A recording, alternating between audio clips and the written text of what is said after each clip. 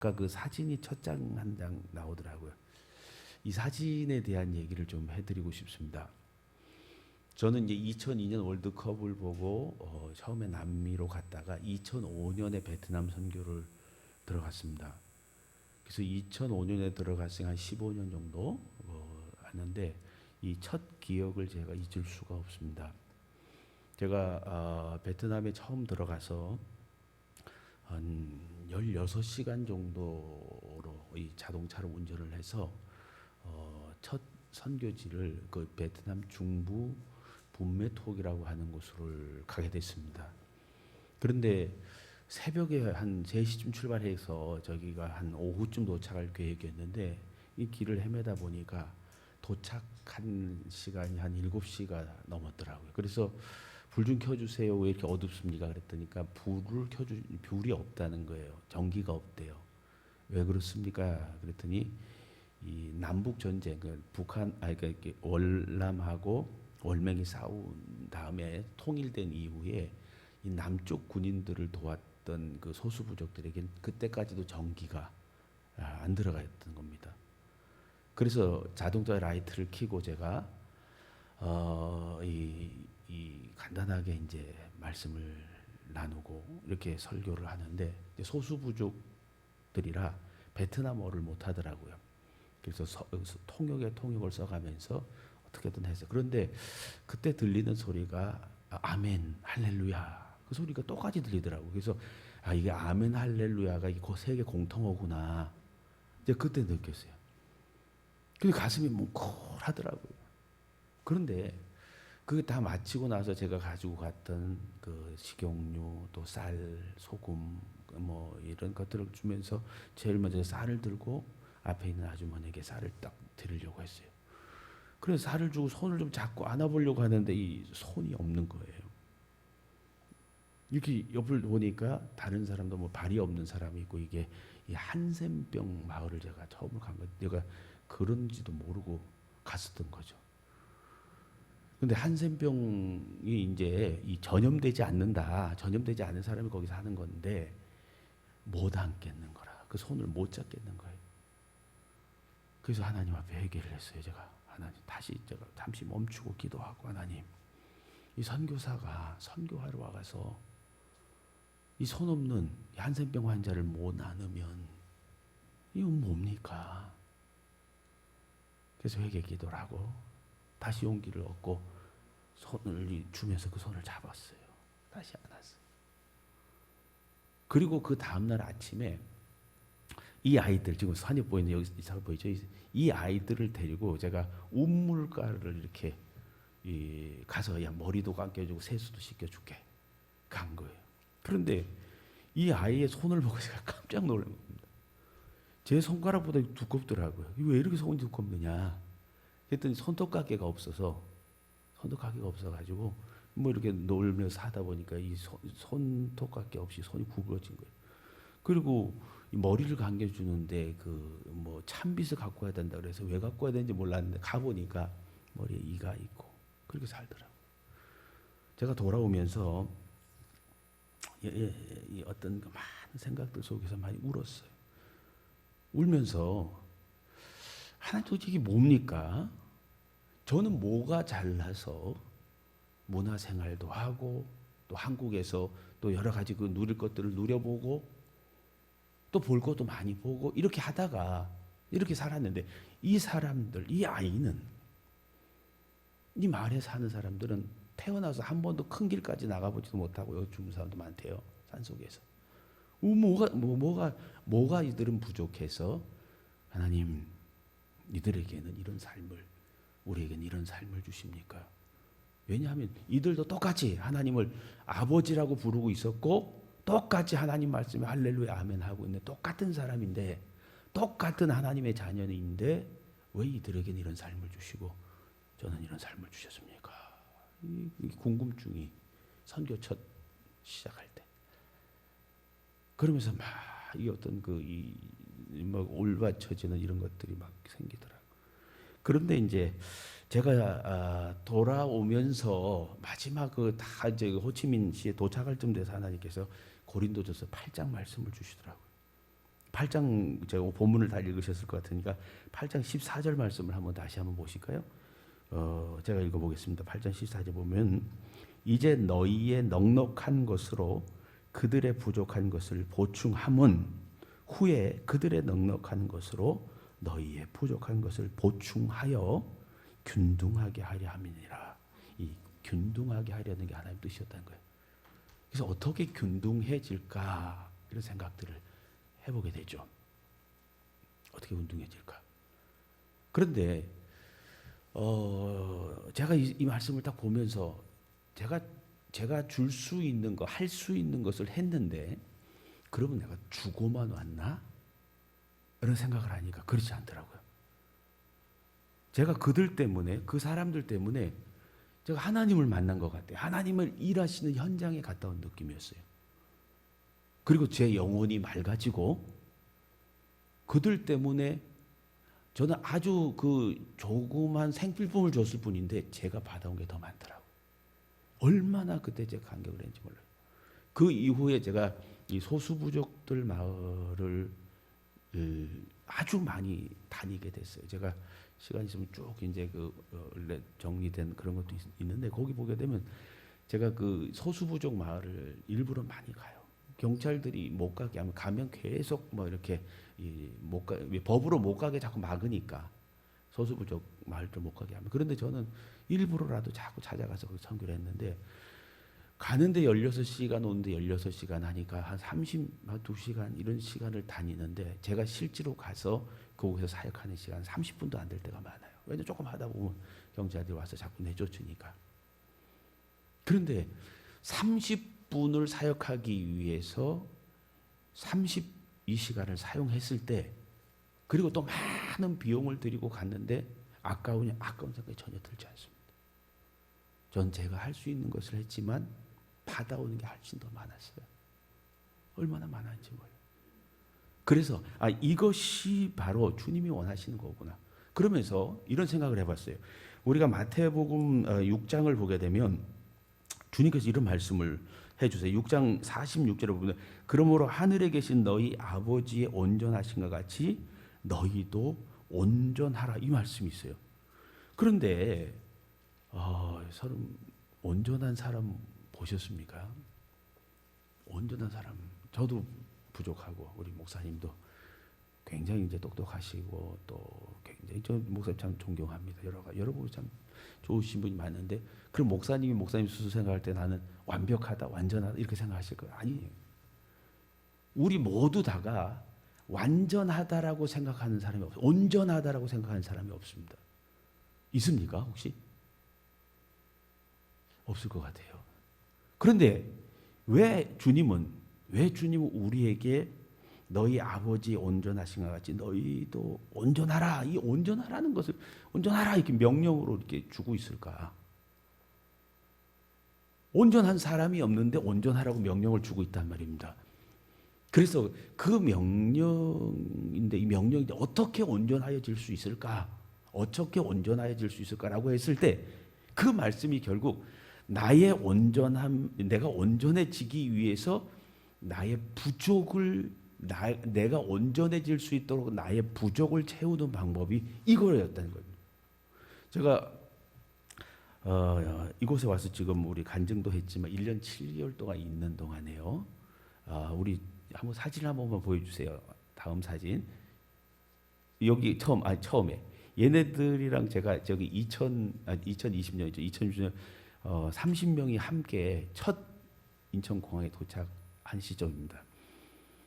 이때 제가 얼마나 불안한 마음으로 나왔는지 몰라요. 왜 그러냐면 코로나가 막 시작되는 시점이었거든요.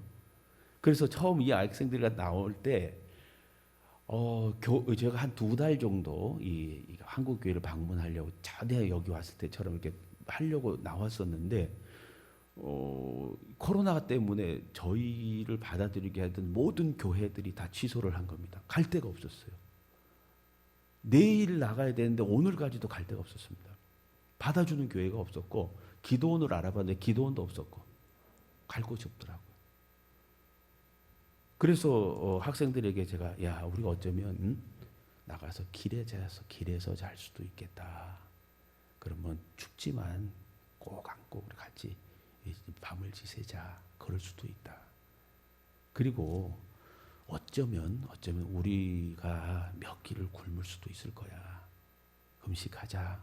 그래도 제 생각에 하나님께서 비자도 만들어 주셨고 또 비행기표도 하나님께서 해결해 주셨는데 가면 하나님께서 길을 여시지 않겠니? 이렇게 생각하고 처음에 나왔어요. 그런데 그 가는 그 저녁 비행기 낮에 천마산 기도원에서 우리를 받아주겠다는 거예요. 왜냐하면 천마산 기도원이 굉장히 넓거든요. 그런데 거기 많은 그 각 교회 청년회가 뭐 학생회가 그 수련회 하기로 했었는데 다 취소한 거예요. 코로나 때문에. 그래서 우리만 받아준 겁니다.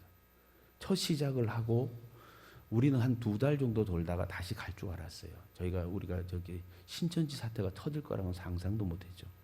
신천지가 터지고 코로나가 계속 번지면서 이 베트남 수상이 뭐 그때 당시에 뭐 9월 며칠까지는 들어갈 수 없다 이런 얘기가 나오기 시작하고 그래서 몇 달이 흘러가기 시작을 했고요. 그리고 우리가 막 시간이 지나가면서 이제 불안해지기 시작을 한 거예요. 그래서 어떤 아이들은 이 머리에 원형 탈모가 생기고 이렇게 막 누워 있어요. 아이들이 누워 있어. 왜 그러니? 엄마가 보고 싶어요. 눈물 주르륵 흘리고. 왜냐하면 이 여행이나 유학을 나온 게 아니고 잠깐 나왔다가 이 1년이 그냥 지나가고 막 1년 반이 지나가고 이런 시간들이 오니까 너무너무 힘들었던 거예요. 마음이. 그리고 어머니들이랑 전화할 때마다 막 울어 서로 불탔고 네가 들어온다는 건 믿을 수도 없다. 언제 들어올 거니? 이런 불안감들이 계속. 그런데 돈은 없죠. 갈 곳은 정해지지 않았죠. 먹을 것은 공급해야죠. 애들 아프면 병원 데려가야 되죠. 그런데 또 남녀가 이렇게 한 30명이 같이 생활하다 보니까 거기서 발생되는 많은 문제들이 있죠. 그러니까 제가 그 아이들을 상담하고 제가 저기 어머니가 여주 계신데 어머니를 만나러 못 갔어요. 이틀 이상 비면 이 공동체가 깨질까 봐. 그러면서 제가 한없이 주는 것들 때문에 우울증이 2번 오더라고요. 굉장히 힘든 시기를 얘네들과 같이 보냈어요. 그러면서 아이들이 악기도 배우고 이렇게 워십도 배우고 그리고 또 한국어도 배워서 다시 유학 올 수 있는 자격도 얻고 이런 결과들이 다 생겼지만 어쨌든 그 기간 내에 굉장히 어려움이 있었어요. 그런데 지금 돌아서 이렇게 보면 우리가 1년 7개월 동안 굶었나? 아니요. 1년 7개월 동안 이 학생들이 하루에 4끼 먹었어요. 밤에 밤잠까지. 그리고 이 병원이든 어디든 안 가본 데가 없고요. 그리고 어쩌면 한국 사람보다 더 많은 곳을 다녔어요. 제주도도 갔다 왔으니까. 그리고 팔도를 다 돌아다니면서 안 가본 데 없어요.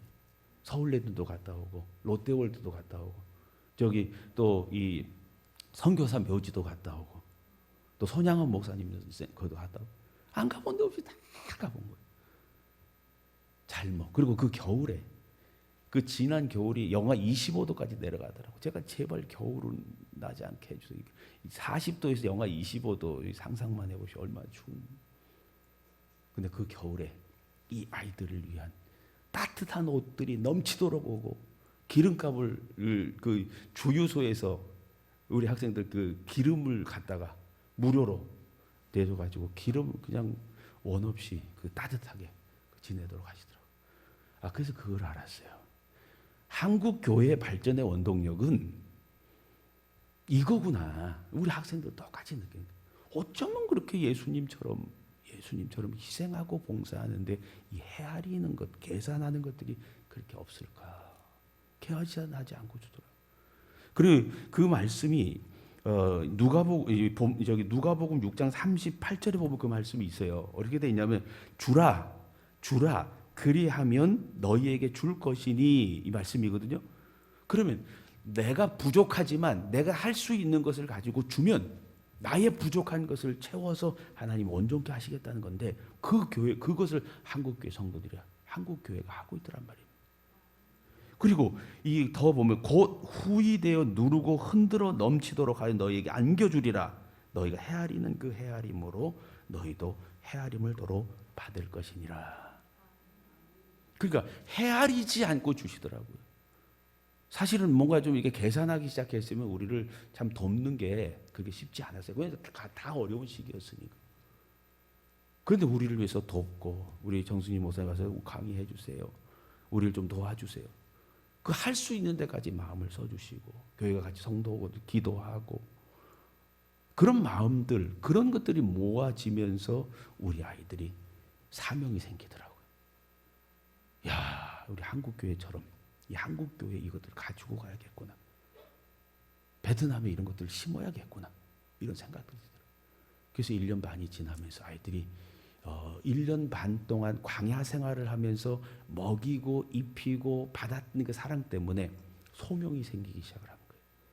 아, 베트남에 사명자로 하나님 나를 부르셨구나. 물론 30명 중에 11명은 사명도로 안 되더라고요. 근데 19명이 베트남 사회주의라 단 한 명의 목회자를 만드는 것도 너무너무 힘들어요. 얘네들이 대부분 아버지가 목사님들이고 다 그래요. 근데 자기 아버지들이 다 고생하고 핍박받고 또 압력받고 이런 것들을 봐봤기 때문에 목회자들이 되려고 하지 않아요. 선교사 안 되려고 그럽니다. 성경은 배우려고 그래요. 근데 안 되려고. 그런데 하나님께서 19명의 사역자를 불러서 이 아이들이 내가 평생 주를 위해 살겠습니다. 내가 베트남 땅에 그 사회공산주의 가운데 하나님의 교회를 세우는 복음을 전하는 자로 헌신하겠습니다. 그래서 지금 온 겁니다. 그래서 이곳에서 지금 한 3년, 한 4년 훈련 받고 이 아이들이 다시 베트남으로 돌아가서 베트남 복음을 위해서 일할 겁니다. 우리 정승진 교수님입니다. 저희들한테는. 그래서 우리 학생들에게 이 선교 훈련 시켜서 학생들이 베트남 파송되어서 다시 갈 수 있는 그런 일들을 지금 하게 되는 것. 그것들이 그 1년 반 동안 있었던 일들의 과정 속이에요. 다시 한번 하나만 더 보여주시겠어요, 사진을? 이게 이제 이 19명의 이제 사역자들, 이제 12명만 지금 있지만 미리 왔기 때문에 이 아이들이 이렇게 기쁜 마음으로 하나님께 헌신하겠습니다. 그렇게 해서 지금 오게 된 겁니다. 이 아들이 이제 이곳에서 훈련 받는 과정 속에서도 아마 똑같은 것들을 경험할 수 있을 거예요. 우리가 온전하지 않는데 온전해지는 방법. 그거는 주는 것. 그리고 헤아리지 않고 내가 무엇인가 베풀었을 때 주님께서 그 모든 부분들을 다시 갚는 것들을 보게 될 것이 아닙니다. 저기 다시 본문 말씀 쪽으로 한번 돌아가 보세요. 고린도후서 8장 8절 말씀해 보게 되면 이렇게 말씀합니다. 내가 명령으로 하는 말이 아니요 오직 다른 이들의 간절함을 가지고 너희의 사랑의 진실함을 증명하고자 함이로라. 이렇게 말했습니다. 그냥 막 주고 그냥 막 베풀고 이런 게 아니고요. 다른 사람의 간절함 앞에서 내가 그것을 내 사랑을 내가 하나님을 사랑합니다라는 것을 증명하는 것. 그것이 결국 평균케 되고 온전케 되고 하는 과정이라고 말씀해 주는 거예요. 9절에 보게 되면 우리 주 예수 그리스도의 은혜를 너희가 알거니와 부요하신 이로써 너희를 위하여 가난하게 되심은 그의 가난으로 말미암아 너희를 부요하게 하려 하심이라. 우리 주님이 우리의 가난함, 우리의 부족함을 채우기 위해서 자신의 부요함을 내려놓으시고 우리와 같아지기를 원하셨다는 거예요.